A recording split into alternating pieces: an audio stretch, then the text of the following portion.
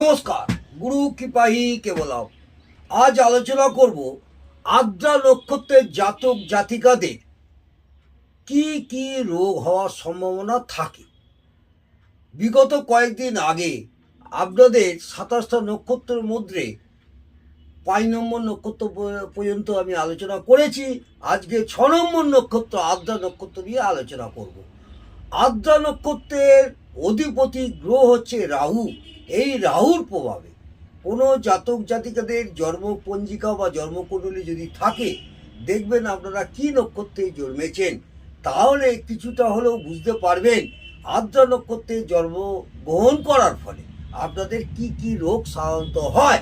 আদ্রা নক্ষত্রে জন্মগ্রহণ করলে সাধারণত এদের কাশি, শুকনো কাশি, হ্যাঁ, কফযুক্ত কাশি নয়, একটা শুকনো কাশি, কাঁধে ব্যথা, কাঁধ আমাদের শোল্ডার, সেখানে ব্যথা, যন্ত্রণা, নিউমোনিয়া, গলায় সেপটিভ হওয়া, কোনো কারণে গলায় সেপটিভ হওয়া বা গলার ইনফেকশন হওয়া, গলার ইনফেকশন হওয়া, এই সাধারণত এইসব রোগ আদ্রা নক্ষত্রে জন্ম হওয়ার ফলে হয়।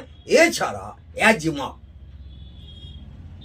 একটু শ্বাসকষ্ট আর কি, অ্যাজমা, ফ্যারেঞ্জাইটিস, ডিপথেরিয়া, কানের যন্ত্রণা, কানে পুজ হওয়া, এগুলো সাধারণত দেখবেন বেশিরভাগ ক্ষেত্রেই দেখা যাবে যারা আদ্রা নক্ষত্রে জন্মগ্রহণ করেছে।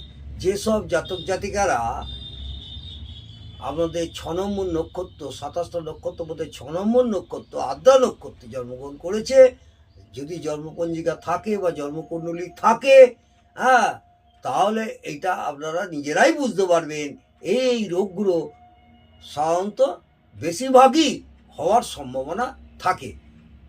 আগামী দিনে আপনাদের 7 নম্বর নক্ষত্র অর্থাৎ বৃহস্পতি গ্রহের নক্ষত্র, হ্যাঁ, পুনঃপ্রসূ নক্ষত্র নিয়ে আলোচনা করব।